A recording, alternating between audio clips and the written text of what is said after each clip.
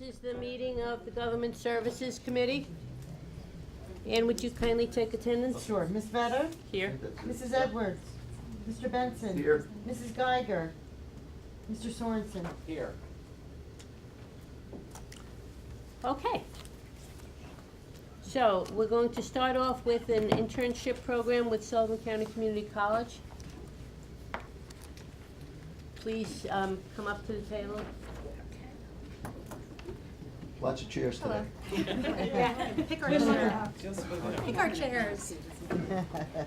Bachelor number one. Good afternoon. Just sit there and shut up. We're here to talk about the partnership between the county and the college to develop an internship program.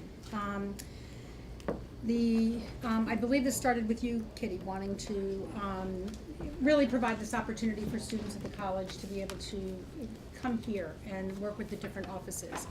And Josh asked me for the end of last year to be the point person on this, so Iman and I have been meeting on this to create this. The goal is to create a really meaningful and a robust internship program. There's not currently one at the college. No. So that's what we're kind of starting from scratch, which is actually a good thing because then we can make it whatever we want it to be. We want to make sure that we have a really strong foundation and that we're taking a really holistic approach, so it's not just the internship piece, but the college is working to build in a career readiness piece. We're going to do a leadership development piece. We're looking at making sure that their support services will be in place. There was a survey done with the county departments. There were 8 departments that responded.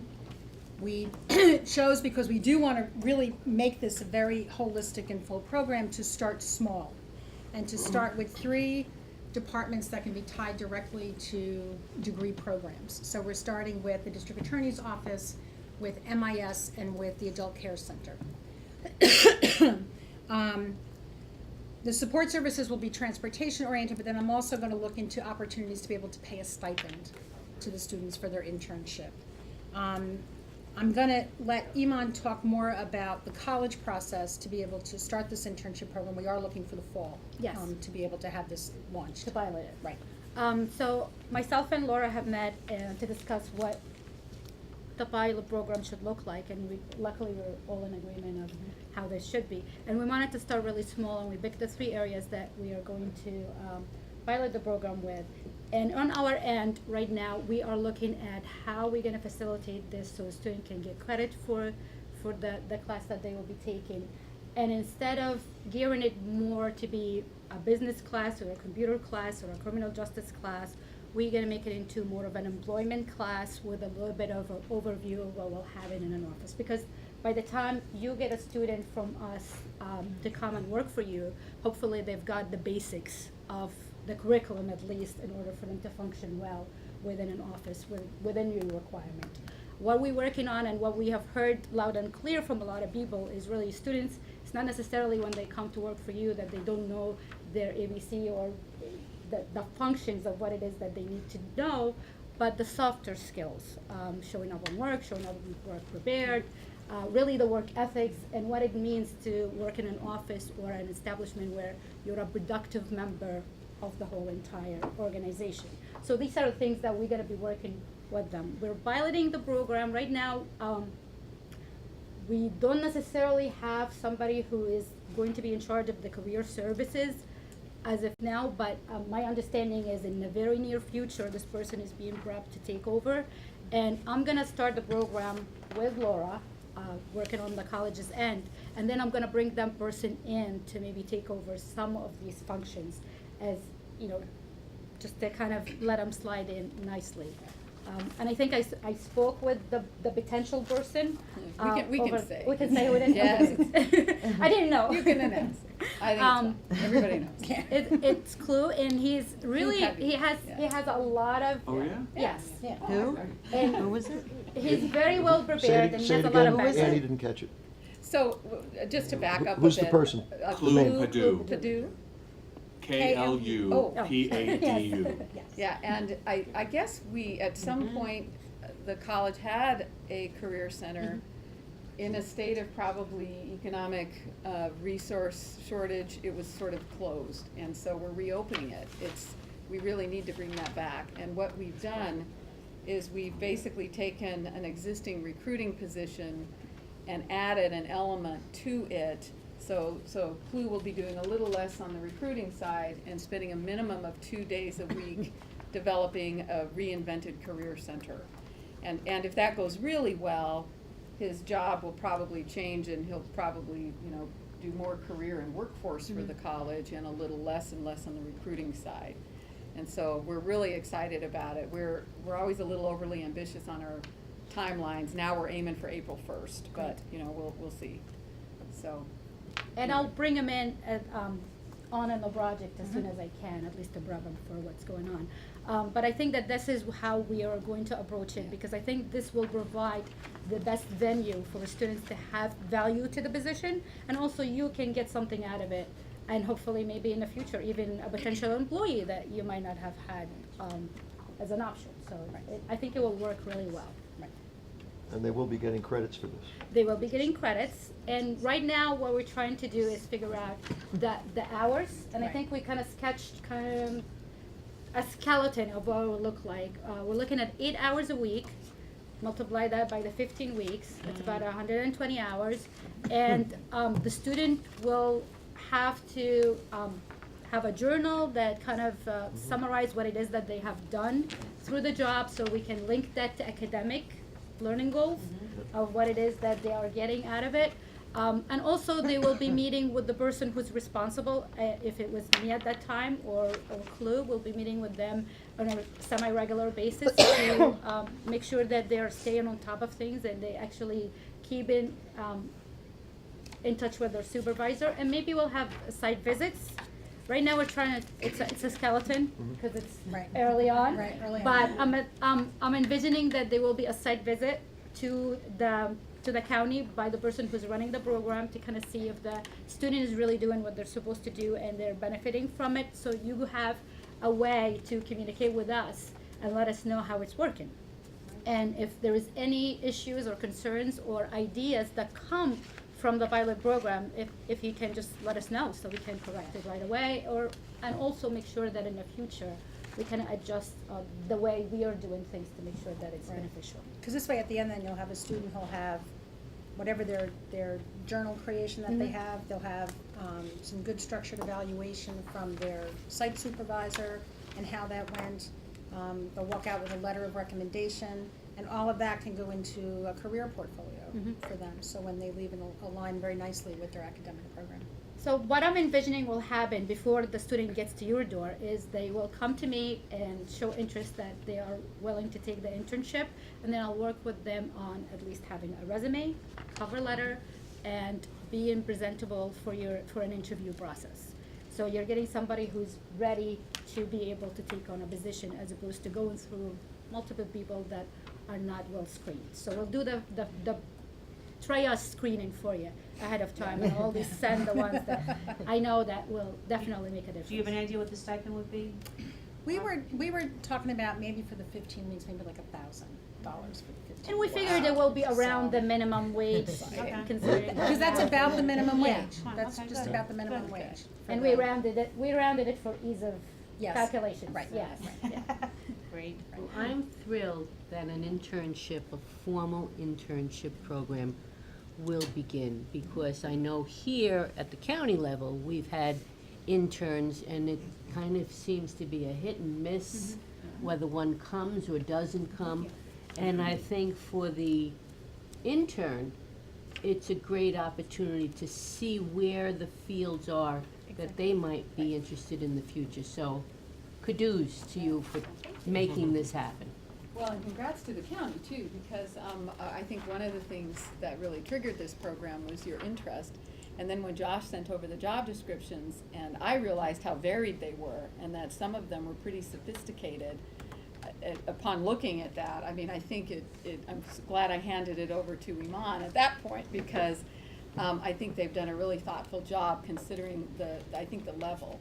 We wouldn't be able to do it without Laura, Without though. Laura. I'll tell you that right now. Laura has been an enormous help in terms of time and energy and thought process, so I think it really Yeah, is a she's good a keeper, she partnership. does a great job. Definitely. Yes, she does.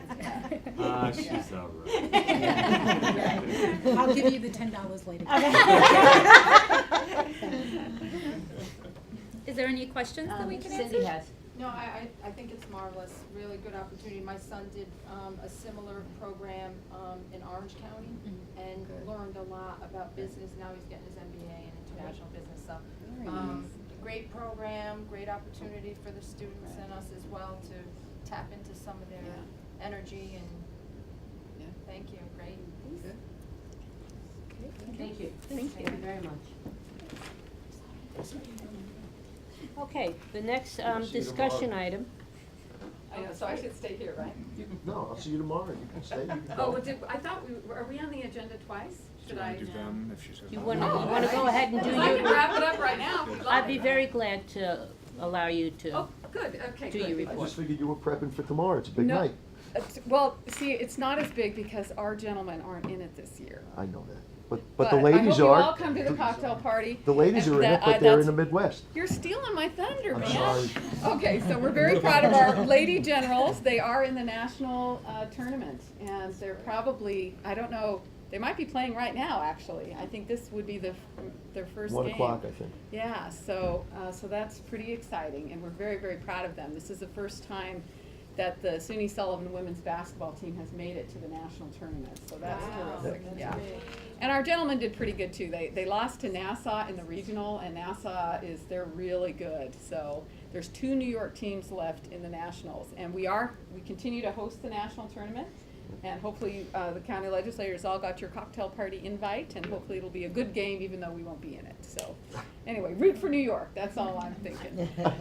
Anyway, we have a lot of exciting things going on at the college. We are very close to hopefully having a job offer accepted for our first a full-time international student program coordinator, which is really going to be important for our enrollment and our revenue growth in the next 5 years. We have 2 top candidates. We're in negotiations with one. We can't pay very much, so we're just hoping that they understand that there's an opportunity to have a position that can get larger and bigger and, and professional growth in that. So cross your fingers. Hopefully we'll know in the next 48 hours because the 2 top candidates are both outstanding and they know exactly what they're doing, and I think we would really see some immediate results when it comes to international recruitment efforts. So that's another positive thing. I think I mentioned last time we settled our contract. Did I? Yes. Yeah, so that's all good. And one of the things I wanted to mention, that one of the things that is in the new contract is a paragraph related to faculty responsibilities. And the faculty agreed, and they were really, I would say, very enthusiastic isn't the right word, but there certainly was no debate over this. They agreed to take on an average of 20 advisees per full-time faculty member as part of their workload. For us, that is huge, because right now, we pay our advisors, they kind of volunteer a few hours here and there, and there's no systemic advising program.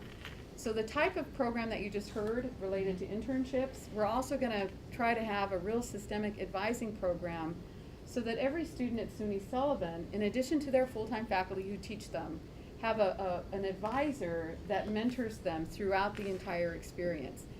We are looking at national models around this, and we recently submitted a grant for a program called Life Map, which would really pull it all together for the advisor who works closely with a student. And included in Life Map, it's a series of online digital tools. It's sort of a framework for holding it all together. But included in that is an e-portfolio. So the idea is that there are all of these tools that the student can use to help them enter college, choose the right courses, get into a major quickly, have some good inventories about their careers and even some personality assessments.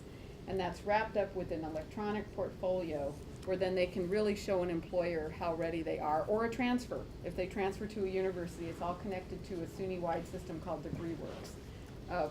And many colleges use DegreeWorks all over the country, so it's not just SUNY.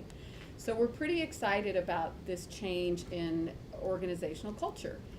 And I think the faculty, they're excited about it too. So I think this will make a significant change to our college. I appreciated the meeting the county had with me last week, so I think it was last week, so thank you for that. I won't go into the gory details, but I do think we're on a good path and trying to put some of the history behind us in a way that I think will be very, very positive. So Thank you. You're And welcome. thank you for being the host for, when Gibson came down regarding the Farm Bill. I mean, I really think Yeah. the college does much more Right. than just Yeah. teach a student. Yeah, he's really good. I mean, I have to say, he really knows his stuff. I appreciated learning more about the Farm Bill myself, so. Anyway, that was an exciting day. We had Chris Gibson in the morning, we had Sean Eldridge visiting us in the afternoon, followed by the mayor of Ithaca. Svanti Murray. Yes, thank you, Svanti Myrick, who was so great. I mean, it was really, followed by the Boys and Girls Club party, which was out of control. It was awesome. I have no Mr. comment Green on that Man, one. El Fabia. Thank you so much. Oh, yeah. Have a lovely day. Bye now. She has pictures. We do have pictures.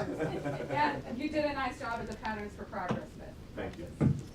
Thank you very much. Thank you. Oh, that's okay. Is that Okay. Roland? You should The be- next item of discussion is supporting performance documents for agencies funded by the county. And I'd like to start by stating, I want to comment on my last month review decision regarding the outside funding agencies. I'm sure many of you were surprised and disheartened, to say the least. I would like to start off by saying that there was a number of organizations that are almost quasi-extensions of our government. And I have long championed and sat on or sit on some of those boards, one of them being Soil and Water as an example. The four groups that I'm referring to that are quasi-government groups are something like SUNY Sullivan, which was originally came about as a community college, and that came forward, community colleges came forward during the time of Rockefeller to help provide resources to the community that would further our education and make it affordable while improving the educated population in our businesses. And I think this internship program is just an example of what they do. Another organization is the Cooperative Extension Organization, which came about because of land-grant colleges back in the time of Abe Lincoln. So they provide knowledge and skills as a resource base for our community, and I also see them as a quasi-government organization, just as the Soil and Water is, which gets its money from local funds and from state and federal agencies that coordinate environmental projects. In the past, I sat on that board with Jean, and we know how important those environmental aspects are. The other organization that I think is a quasi-government organization is the Visitors Center, whether it's the present Visitors Center or a future one. It gets its money out of room tax, not from stated budget taxes. The Visitors Association, yes, that's what it's called now, but I'm saying it used to be tourists in-house here, so I see that as a different thing. I truly believe that we as a county must follow through with the application process for the funding of the other organizations that we do fund. I plan to bring before this body next month a resolution that will address this issue. I feel input on this issue is important, and that is the purpose of bringing the discussion here now. My thought on this issue is to make it clear to the applicants what to expect, and to share what we want them to do by the summer so that they can have an application process. And it's also available for improving their budget plans and for our organization as a government.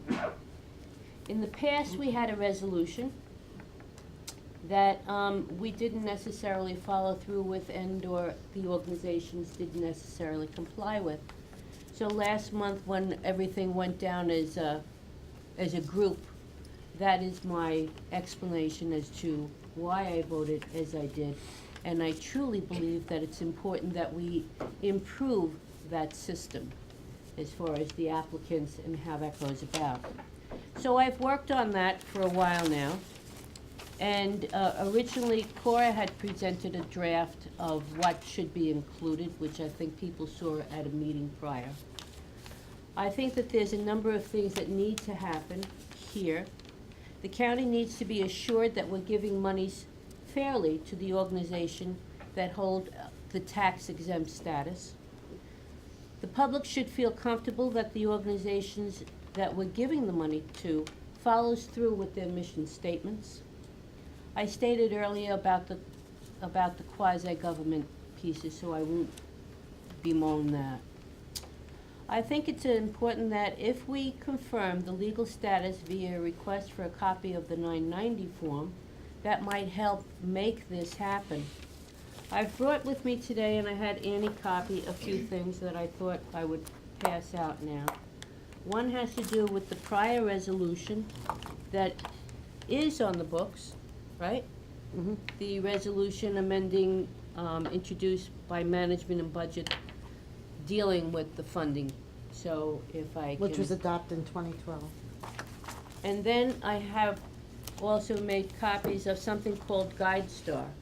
GuideStar is due diligence, and GuideStar is charity checkoff list, which I think is helpful for us as an organization to know who are nonprofits, what are they, what should we be looking for, and GuideStar is an organization that helps pull that together. I've worked with a number of people on this issue, and I think it's important that we go forward to try to get an idea of what to do with this. So, basic standards for tax exempt status is accountability, and it can be assessed on well-documented criteria, well-established and well-documented criteria. Additionally, the legislature needs to make an effort to promote transparency and our best practices among the guarantees. An important tool that we, the legislator, can use is the new 990 form, and the 990 form is,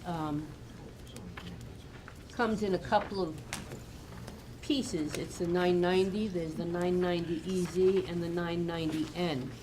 And as of 2011, all tax exempt organizations are now required to fill this out, not just based upon their funding. The exception is religious organizations, certain political organizations, and a few others that are not likely to come before us, the county, looking for money. The information is available on the GuideStar organization and provides most of the information.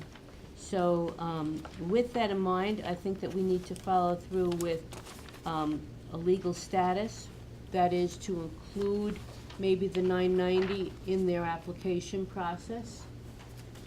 And we could maybe want to look at whether or not we want to just apply for or pay GuideStar. There's a $750 fee with GuideStar that we would, for a yearly fee, that we'd see what organizations maybe are not actually keeping up their status as tax exempt. So that is a consideration that I think might want to be looked at for $750. We'd know for sure if they fail to file and keep their status. Another thing might be reasonable percent of the expenditures. In most of your GuideStar stuff, it is thought that a non-profit, not-for-profit organization should be spending at least 65% of their actual expenses on the programs that they're doing. This standard is promoted by the by a Wise Giving project, and I think that would be important. That's my opinion. I think I want input into this as to whether or not we should be doing some of this or not. And I think one of the questions had to do with the minutes. If you look on the county website, you can look and you can scroll down. When you scroll to legislator, you look there, you scroll down, you find contracted outside agencies. And if you look there, you can look at their individual minutes. Minutes, I think if they included in their minutes who attended, most organizations do include that in their minutes, and that way, some organizations have a change as far as who their board is, so the minutes would state right there that they're members of the board, because they wouldn't be in the minutes if they weren't there. Okay, and that might be, and quarterly minutes allows us to see that in fact they are staying on target for what they said they were going to do. I think that that might be a very helpful piece. I think that that improves the transparency on our website, and it improves the transparency of the organizations that we give money to. Cindy? I know you've been working on this for a while, and I think it's a no-brainer, really. I mean, as far as, you know, requiring some kind of guidelines for outside agencies that receive county funding, I don't have any problem with that. It's a fiscal, you know, fiscally prudent for us to ask. I believe that the contract funding that goes through, I believe with, I don't know the exact number of agencies, but I think it's about $1 million. In what we spend, yes. Right. Well, we give the. So in the least, that, you know, the guidelines with what you have in the whereas, I support the resolution. As far as GuideStar, I'm not too familiar with that, so I don't know. That's the reason why I passed it out. This is GuideStar Wait. amended, Just GuideStar, gonna this resolution is the resolution that is already on the books. But you Okay. said to amend. Well, I want everybody to have a copy of this resolution so that we can potentially add these pieces that I just said to amend that resolution, to maybe include the 990 as a possible way to deal with that. That was one of the things. And the GuideStar piece that I gave you answers many of the questions that people would have about not-for-profits. How do you determine if they're good, if they're bad, if you want to give money to them, if you don't? That's what that GuideStar piece addresses. This is currently what we require? That is, on the back of that resolution, that is currently required. And if you look at that budget piece, this piece here, The agencies, do they submit? You have to adjust that. They're supposed to. they're supposed to. One of the things that I thought of adding to this would be what they asked for in the past year, and what they actually spent in the past year. It would give us also a guidance as to whether or not we should be giving all that money. Angela, you have vouchers every month with mission statement for all the not-for-profits, Josh? I mean, What Tell me. normally happens right now, I mean, there's two separate things, but I think what Kitty's getting at is pre-contract, pre-adoption of the budget is I think kind of where, not to put words in your mouth, where Kitty's headed. So I think we've talked briefly, the idea would be, as we send budget instructions out to the departments, we also send a letter out to the agencies that we normally fund. So I think what she's trying to get at is there's gonna be more things that they would have to send back and comply with up front before they ever get a contract. More Most of what we accountability. deal with right More now is on the accountability. back end, getting their minutes, getting their quarter, we're dealing with, once they've been awarded, we get a lot of information, but I think where Kitty's kinda headed is up front, getting a lot of detail about what they're gonna fund and what they're gonna use the money for someone before can you have- adopt a budget or someone can have any ed- group or come in if you contract. like, but so, I mean, if you have a problem with any group, is that why? 'Cause- Just this last year, when we dealt with the Youth Bureau, we moved some of those agencies in, and underneath that umbrella, they were then looked at from a particular department, and they were then setting forward their goals and their plans. And once in a while, a call might go out from Lesher to ask, how is your organization doing? How many people do you have attending? calls sometimes happen that didn't happen before necessarily, when they were standalone and just came through us. So, since the change in the legislation is of 2011, that all organizations are supposed to submit a 990, including the 990 in the format, I think is just helpful. If you look at this organization, one of the ones that came off the website, it shows very clearly that its expenses were, what their expenses were. It shows who is on their board, and also that they spent more than 3/4 of their money on their programs. So I just think that making it a piece of our resolution, an amendment to our present resolution, is just going to make us more transparent, and the organizations will then have a better guideline instead of saying, well, what'd you cut me for? You know, how come suddenly, like in the past, how come suddenly, now I'm scrambling for how am I gonna run my organization, because I thought I was still getting that money. That's what happened at Cooperative Extension in the past. You know, so all I'm saying is that there's many organizations, some of them get as little as $1,000. Not a lot of money. But they do have to now file a 990. So since they have to file a 990, we will then better know $1,000 here, $2,000 there, $4,000 there. I think that all adds up, and we as a county need, that is taxpayer money that would then be accounted for. Well, this resolution spells out if it's over a certain amount. Right, because I wouldn't want to micromanage people like give us $1,000 to, be a lot of paperwork. You know what I mean? This one says that they, over 50,000 has to be, show an audit, correct?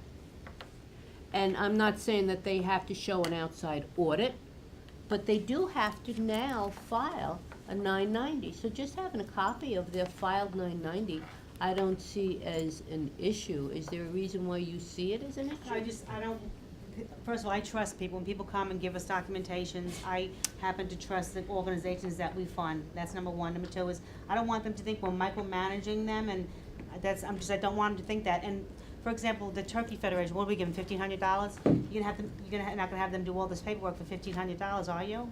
No, it's, As I okay. suggested, just Okay. adding the words 990, making sure that in fact they do submit their minutes as they say they will. Well, is anybody not, but my question is anybody not doing, we have guidelines in place and we have a mission statement, correct me if I'm wrong, and Angela does the vouchers, correct? Gets the vouchers. Is anybody not doing something now? Am I missing something? Is anybody? It's not all monitored within my office. Okay. The contracts, for the most part, I believe, come over with attached mission statements. Mhm. And then as the minutes are submitted, as the audits come in, they're filed in the county manager's office. Okay. So I think it's a dual role. So, but is everybody and- up to date on that? Yeah, like I said Not before, I minutes mean, and papers. Hold on, well, paperwork? some of the stuff isn't online. Mhm. Admitted, we have it, it just hasn't gotten up to the website yet, but if there's something you're looking for, come and ask. But some things, like an audit, for example, if we're paying them quarterly, we wouldn't necessarily hold up the second quarter payment Okay. because we don't have an audit done. We don't necessarily have our audit done by the second quarter, so, We but usually get ours we'll in usually give them a July. leeway on certain things like an audit, but all the other stuff, we wouldn't release or submit a voucher to audit before we had the bulk of the other information. But I mean, but you do get it. I mean, okay. The minutes are filed with me, With you, okay. and I. But they don't I- all submit, I saw that. you Well, know. some of them don't have monthly meetings, some of them have quarterly, some of them have biannual, so you're not gonna see a monthly minutes for all of the vendors. Obviously, like Cornell would have a monthly, and the college would have a monthly minutes, So but, they've been reviewed and they're all up to par, all the contracting agencies are? Reviewed? I don't Yeah. review them. Well, who They reviews email them, them? I'd say, here, put this on the website, Right, that's all I just do. did. well, that's what I'm saying, they come into our office, but other than like an audit, if they have all the documentation, we would then submit a voucher to audit for them to pay. Well, the way I look at it is, in moving forward, anybody that comes in and wants county funding, we don't have a problem with that, but there should be guidelines that are followed through, and if they are, yes. And if Kitty Which wants they to are. add something to kind of, you know, rein it in, I have no problem with it.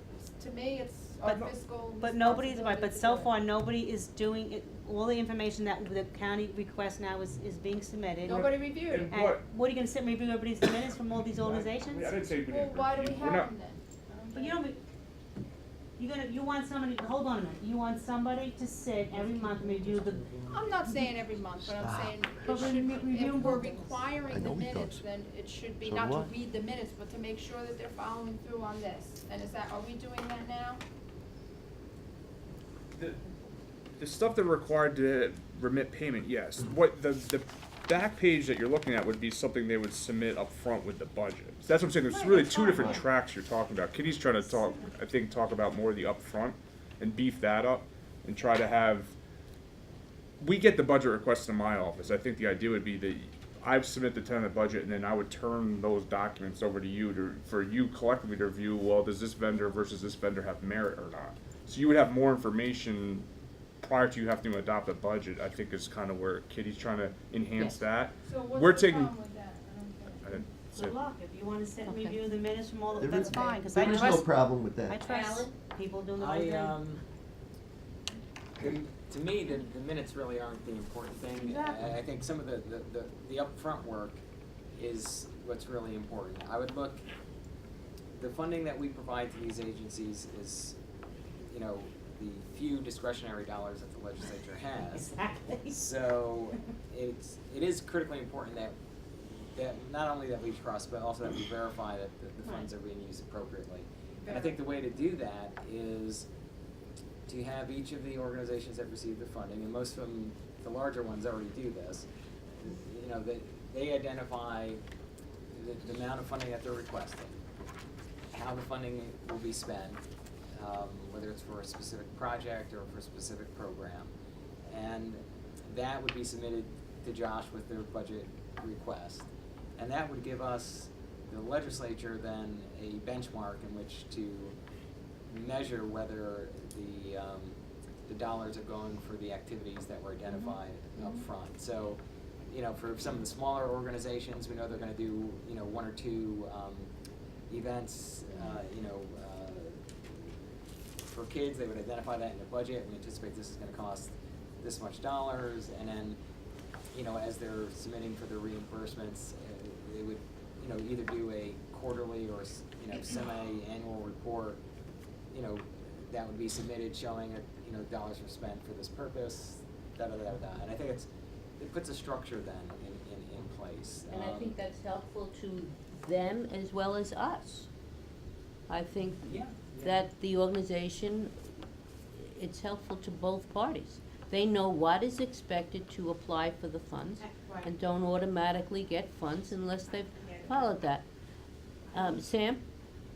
I was just gonna echo, contrast something that you did last year. Last year, you moved a number of these youth agencies into the youth bureau.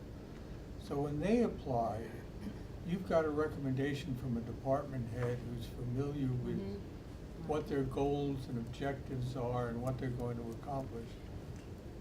All of the other agencies apply directly to you. There is no,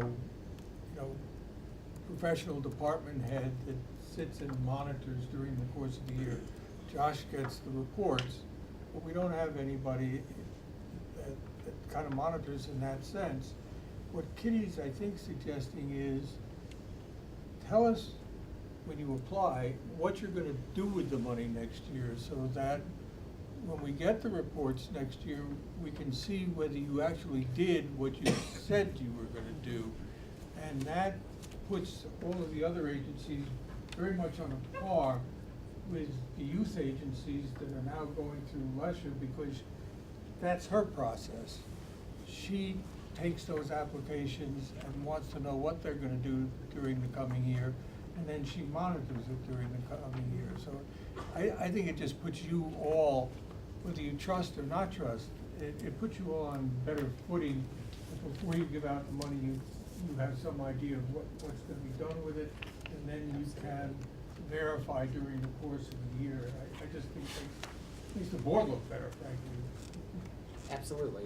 We can't just, you know, hand out dollars and say, okay, I don't think we do, I think we've had all the No. organization stands, they submit paperwork and vouchers, and I think that's fine, whatever you wanna do is fine, I'm just saying that people are doing, just so that, you know, people I are think they doing are. what they're supposed to be doing, and you just wanna Then they follow another, wanna have it followed Personam in basis. a that's fine. format.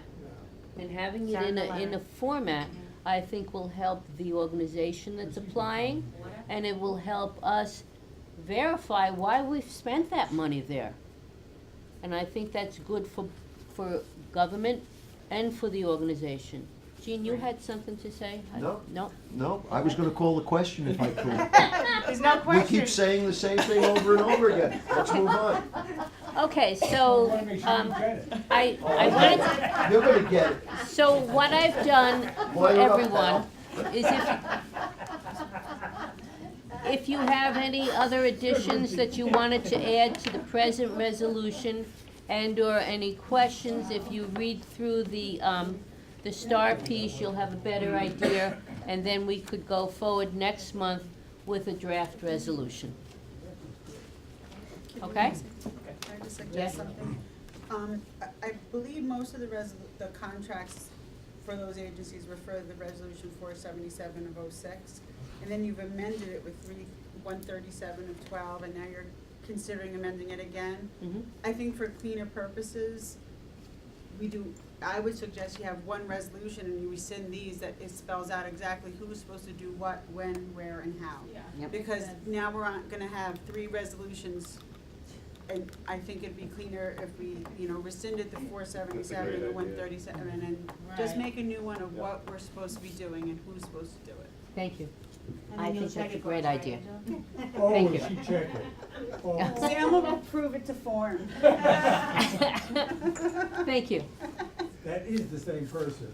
You can pay that one. Okay, so now it's time to move forward with reports. Kathy? Okay, the bids this month were surgical and sundry supplies, stackable rip-wrap wall stone, and pagers. I wanted to say that the pagers is a grant, and they're for the EMT and fire districts throughout the county. And the stackable rip-wrap, we did a little different this year. It's a yearly bid for several projects throughout the county. And the surgical and sundry, it's a multitude of items awarded per item. Since I'm not giving out the sheets, I wanted to explain. You gonna give me one?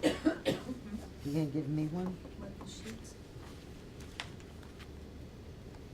Attached to Oh, the it's in agenda. there, oh, okay. Yeah, I it's thought there attached. was, usually she No, used to. the summary sheets. Okay. Because I was asked not to have them. We processed 265 purchase orders last month, and we have the recyclables report if anybody would like it. Thank you. Thank you, Kathy. Yep. You're done with your report? I did want to add one thing. Okay. Last month, we had said that I would bring a resolution forth amending the procurement manual. I need a little longer, so I'll bring it next month. I just wanted to tell everybody that, regarding the piggybacking and the best value. I mean, you don't wanna put it on an executive next week? No. No. No, I'm not ready. Well, everything else ends up there, I just wanna make sure. No, no. Thank you. Yep. Cooperative Extension? You're up. Put him in the middle. Well, Sometimes that's good. Sometimes it's good, okay. Depends on who the bookends are. Well, I understand, we have a time Please frame. introduce yourself. I will, okay, Thank thank you. you, I'm very okay. glad that you're here. Thank you. We got a good interim. I'm trying to live up to it. I'm Pat Claiborne, and as most of you know, I am interim. I came out of retirement.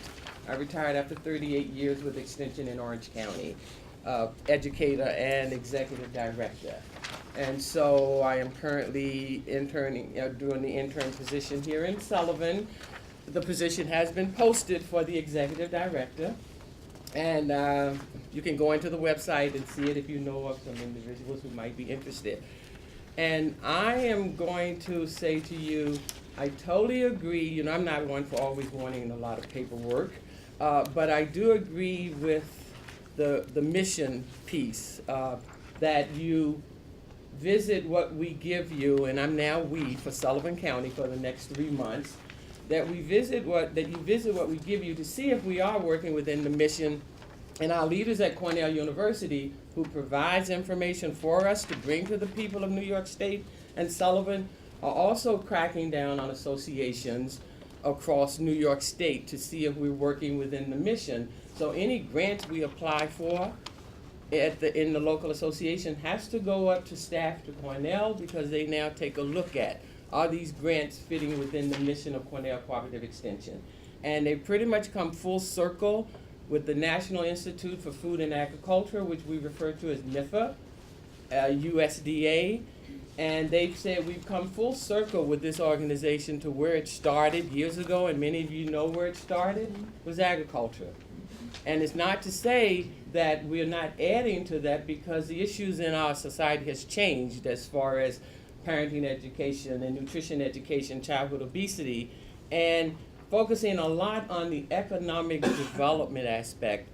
And at some point, not some point, in a few minutes, Melinda and Nicole is going to share a couple of the projects that we're doing that will focus on what economic impact, as far as improving the quality of life, are the programs we're offering you, providing. And so Honorable Vetter suggested that we focus on the recipes for success. But before we do that, I will say to you that the 3 months I'm here, I will be working closely with the Board of Directors and their standing committees and the program staff to make sure we're on mission and getting the information to you that you expect from us. And most of you know Jerry Skoda, who who kind of recommended me, but he sent me a message that said, tell Pat Claiborne, and these are his exact words, not to screw up what he and Phil Coombs have put in place in terms of moving this organization forward. And I'll say to you, he not that I screwed up, but he is on target with, I've worked with this board for the past 3 years doing orientation. I know where they were 3 years ago, and I know the support you've offered to get them back on track. So this association, in my opinion, is doing really well getting back on track based upon the support you provided. And at this point, I'll be quiet and I think Nicole will do the recipes for success first, since that's what. You're gonna do Melinda? Yes. They make me look good too. So I'll just take a step back where the recipes for success came from, and I talked about it last week at the Ag and Sustainability, so sorry if I'm repeating myself, but we're working on our Eat Kitchen project, which we are going to have a ribbon cutting sometime in May. And it's an educational kitchen, but also an incubator for value-added food producers to really come in and test out their product and what they're trying to do. And we're working with the Liberty CDC on it and BOCES. So there's an educational component of it where it'll be about nutrition, master food preservers will be using it, but then also working to do programs for regulations for value-added producers. And one part that came out of this is the Recipes for Success, which is basically a whole series for value-added producers, but it's open for everyone. We're offering scholarships for youth and for veterans, and it's by the end you're going to come out with a business plan. So it's going to talk about your product, marketing, financing opportunities, and then at the end come out with this business plan. And we're working. We have support from Jeff Bank, who donated $100 for it. The IDA is coming to talk about some of their programs that they have coming up. So it's just a really good start. So if you want to use the kitchen, it's really kind of taking that step back. Well, let's get the whole business and marketing plan together, and that's what we really hope to come out of this Eat Kitchen. That it's educational, but it's also kind of like this incubator for economic development as well. And let me just add that staff are looking for alternate funding to support these projects. So they're definitely still hitting the pavement to find other sources of funding. I'm very glad that the Recipes for Success includes a business plan. I think, especially the scholarship for the veterans and the youth, I think that that's great, because that allows people to know if you go into the IDA and you're looking for grant funding or anything along that line, if you learn how to do a business plan, it'll step you one step further along in that process. So you creating that is very helpful, that it's not just about cooking in the kitchen. It's the other pieces that I think are very important. Thank you. And also, just to add, they'll be receiving templates with, notebooks and everything in hand to take home. Insulated Cornell bag in there, but we'll, so they'll have that on hand. They can take it with them, even if they, let's say they fall off the map the first day they're getting that. So they'll be leaving with something from the first day. Did you want to talk about the greenhouse? Sure, and I can give an update on the greenhouse too, and that's kind of a similar project. It's the greenhouse in collaboration with BOCES and Sullivan Renaissance. It is now officially up and running, and all the plants you saw at Sullivan Renaissance Expo were in there, and they're staying warm and alive. But once they come out, we're going to really start to work on our educational programming with BOCES classes for the public. And the next step, we're going to get a hoop house, which will be educational program for farmers who want to learn more about year-round production. So it's really exciting, and anyone can come over and check it out. It looks really nice now with all the plants, as you can see. Thank you. And several other agriculture programs are coming along. It's getting very busy in the ag department with so many staff now.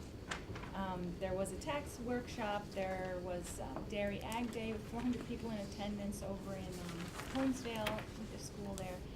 There are a lot of hay and soil classes coming around, and some new classes that haven't been done in a while, like mortality composting, things like that. Watershed programs, the date was just changed, I sent an email around to train teachers in the watershed districts, school districts, and some other things, so check it out. Also in ag is the horticulture department. You may have heard the Philadelphia Flower Show was a success. 55 people packed into a bus at an affordable rate so people could see what's going on at the Philly Flower Show. And that was a little bit different. We've been doing it a couple of years now. So a lot of Master Gardener programs. There's the training going on right now, 14 new people being trained. So that would make 54 total Master Gardeners that would be volunteering for the community. And of course, they represented at the Sullivan Renaissance Expo, and talked to many people that it was packed over there. They were selling houseplants, all kinds of things. So I'm getting more interest for the program. The 4-H Youth Development Program had a very successful international night, which is a sort of cultural awareness educational event. 4-H clubs present little shows and tables representing a certain country, and 120 youth and their families were there, representing their clubs and also as individual 4-Hers. A lot of other exciting things happening, including the crochet workshop, which has been going on, intergenerational workshop for adults and children. Can I jump in here? Because when people see crochet and they're like, wait a minute, we're spending money to do crocheting. And even when I looked at it, I thought, what? So I think but It's good therapy. What you want to do is pay attention to the audience, to whom the youth are making these items, and I think that's what's key. And I think it's the veterans and the homeless during this time of year. So as long as we use volunteers, I think it helps. Okay. Yep, volunteers are running it. Over 50 hats, scarves, and gloves were donated to the Federation for the Homeless. 7 lap blankets completed so far. More to come for local nursing home. Sorry. The 4-H, also the STEM program, we're just joining into the Upper Delaware BioFlits. Last year there were 50 world-renowned scientists, so this is going to be a 2-day event this year in June, and all the information is tentative, so we're still working on that. We're sitting on the steering committee, and it's going to be really exciting. It's going to be in Sullivan County this year, and so you can look forward to seeing more about that. There is a website listed there in the report. Other STEM programs that I'll be carrying out this year, the robotics class, some citizen science classes, some events with Trailkeeper, and some classes in collaboration with Cornell Lab of Ornithology, bird classes, and another story walk program, because the other one was so successful. The signs are still out on our trail, although you can't get to the trail because of the snow. Eat Smart New York has been all over the county. A lot of deliverables in this report. I won't bore you, but there are a lot of people being covered and taught nutrition. And we did have to explain our benefit from the Eat Smart New York program at the press conference last week, because it is a part of the Farm Bill. And so Congressman Gibson wanted to know, how does cooperative extension benefit from it being in the Farm Bill? And we benefit the fact that even though they cut it at the national level, they left money in there for us to continue to reach that audience who obviously has limited resources with the nutrition eating habits. Okay. This Sunday, there's a chutney workshop, and the Master Food Preserver volunteer training is happening again too, coming up. So you can look out for that. And lastly, but not least, the Caregiver Resource Center has been putting out all the support groups, the routine monthly support groups, but we are looking for more. We need to push the phone group so people don't have to travel outside of their homes. They can call into that group for support if they're caregivers or seniors. Lots of more things to come. That's good. I'm like punching, I'm hitting her around with a chair here. Because one of the questions I had asked Nicole to ask you as legislators, because we want to make sure you get the information on a regular basis as to what we're doing. And I get emails from her all the time. okay, that's what I'm asking. Do you want it electronically, hard copy? No, I just, yeah, I get it. So Okay. I appreciate Okay. that. My question was, looking at the 4-H youth program part, and like you have robotics, and you have the science and engineering program, and you have the lost keepers. Is it, because I see this program, the STEM program, you open it up to the public, the latter part of the program. Is there an opportunity for kids to be a part of these without being a member of 4-H? Oh, yes. Yes. Everything's open to the public. Yes. And Even if it's the 4-H part of it? yeah, because it's 4-H youth development, and I'm going to tell you, our federal leaders and state leaders are suggesting that we reference it as youth development, even though at the national level it's still 4-H youth development. It has expanded from your traditional clubs. And so after school clubs are happening, that we're doing that. Yeah, I was just gonna say that to tap into like field trips for kids and stuff. Is that, should we put the word out that these programs are open to everybody? I think so, Okay. absolutely. I'm saying Well, that. I think I'm you've not done doing a that. good You- job You've of done that already. We're trying to, I think there is an understanding that 4-H is 4-H, and Well, it's I was really, a 4-H leader for a lot of years. And only it was the group, and it was a lot, you know, it was a lot, you know, as a parent and a leader, you know, with the paperwork and requirements and everything. But there were a lot of things. I mean, we did astronomy and we did all kinds of things. So But it's if it open. is indeed open to kids, you could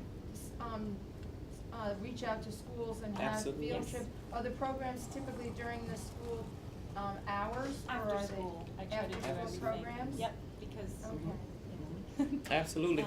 And there's a Tufts study from Tufts University about 4-H youth development, which is excellent. So if you go on and you click on Tufts University, 4-H youth development is excellent as far as what that program can do So for it our lists the youth. events, and any of those events would be open to the public, to children and families. Okay. Absolutely. I appreciate you bringing that up, though, actually. I never Because think to some say people that, don't. Oh, but I'm it sorry. is. No, I think really, that's really important to get it out, because today kids are looking for things to do, and when you look at some of the stuff that you're doing over there, it's like, you know, to restrict it to a smaller number of kids, I mean, it's, You wanna get everybody. yeah, I'm really glad the direction you're taking, because it's becoming like a real hands-on teaching And we need facility you to now. do that because it's a push with some of our traditional leaders also and our advisors to understand that we're not throwing the baby out with the water in terms of traditional 4-H. We want to expand. And so you get a little pushback if they think you are threatening the traditional 4-H clubs. Because we would promote that, you know, you know, like summarize that with the calendar I and think stuff, that's and then great. I could get that I out to think the it's town great. boards even and stuff, Excellent. you know. Thank you. I would just add, you know, as someone who went through 4-H, that Me too. the children would be missing out if they weren't also encouraged and their Join the families club. to be join the club. Yes. I grew up on a farm. You I see didn't the need club, 4-H. absolutely. I worked But like the a thing dog. is, you can have the club, we can have the clubs, We and had that's why chickens. they're doing after-school clubs. It still has that significance of a club. And Yeah. so, yes, you're absolutely correct. But see, the club is an expansion of an event, because if you're following an animal through, or you're following a garden through, it's not just one event. So the clubs are phenomenal too, you know, it just takes time. I remember my kids were individual 4-H's. Yeah. Right, it has changed. Individual right. 4-H's Right. was back years ago, so it allows for that That growth. would be great, we'll do that. Thank you. Thank you very so much. much. And if you would get in touch with, please, wasn't it Ethan who was doing something, Alan, with Yes. with grant Robert, with monies Roger. for, Oh. so if you reach to him, that might be very helpful for that program going forward. Great, excellent, thank you. Thank you. Thank you very much. Thank you. Okay. Nice meeting you. Same Good here, job, thank Linda. you. Good job, Nicole. Dan? Yes, thank you, Madam Chairman. I don't have a report per se. Thank However, you. as one sits here, different things come to mind that might have some interest to you. One of which is regarding the SAFE Act and the implementation of the SAFE Act. And just want you to know, we've got better than perhaps 11,000 pistol permit holders in Sullivan County alone. And the state is struggling with the management of its program. They had a number of counties that had volunteered to serve as beta sites for the recertification of the pistol permits. Those counties have all since withdrawn their authorization to go ahead and be used as those beta sites because they've postponed it one time after another. We've heard from spring to summer to fall, and now we hope to have it by year end. So I know you have a number of constituents that may be asking you those questions relative to the pistol permits and the recertification. No one has any idea, nor do I believe does the state. They had hoped to rely on the federal database. I understand the federal government has denied them access to that database, so they're back in square one. The And federal government state finally did police are something just- right. Just spinning their wheels. But on a better note, and the primary reason why I'm here today is to extend an invitation to all of you. There's a naturalization proceeding or ceremony being conducted tomorrow at 2 at the courthouse on the Hill. And we're gonna have better than 25 new citizens taking the oath of citizenship. And Judge Schick is presiding. Honorable George Cook will be doing the Pledge of Allegiance. But if you haven't had an opportunity to see this, it absolutely is. It's nothing more uplifting than you'll ever see in your life. People waving the flags. They know more about the country than we do now. And to just see the pride and the families, it's again, if you have the opportunity, this is one of the largest, if not the largest, the county's ever had, and it's about 2 o'clock at the courthouse up on the hill. And love it if you could make it. Thank you very much. Okay, Sullivan County Community College already spoke. So now it's time to move on to resolutions. I'd like to move 1 through 4 as a block. Moved by Jean, second by Alan. Is there any discussion on these resolutions? They're all pretty self-explanatory. It's always good to ask if there was I'm just questions. saying. Okay, so then I would call the question. All in favor? Thank you. 4-0. Okay, so that opens it to public comment. Jeff, would you announce who you are here? It's nice to see you. Maybe he doesn't want to. It's not mandatory, just so you know. A lot of people here know me already. Jeff Froelich, and I took over as FAO at the Adult Care Center. Thanks, Thank Jeff. you. And welcome. Thanks. Is there any public comment? Yes? If I could, I've actually been on the GuideStar site, Okay. have a login, the whole thing. And actually, when I was, well, as part of my work with the Conference of Pack it Local up. Hygiene Directors, we looked at how can we get a better picture of some of the private not-for-profits that we found and that we work with, and give us an idea in terms of how they are in terms of their fiscal viability also. GuideStar is a wonderful resource for looking at that, so I applaud our looking at the use of GuideStar with some of our providers. Thank you. Would you, so you think that it might be worthwhile for the, well, it's a financial thing, it's $750 to join for the year so that we would then know any of the organizations? It allows you to take a deeper dive if you have a paid subscription, but there are free subscriptions, which I have. And that gives you access to the $9.90 as well as any information some information that's available with regard to foundations that help support the private not-for-profits. And GuideStar is supported by the Better Business Bureau also. So, thanks for your comments on that, I appreciate that. Any other comments? Okay, then it's motion to adjourn? At 3:37. Thank you.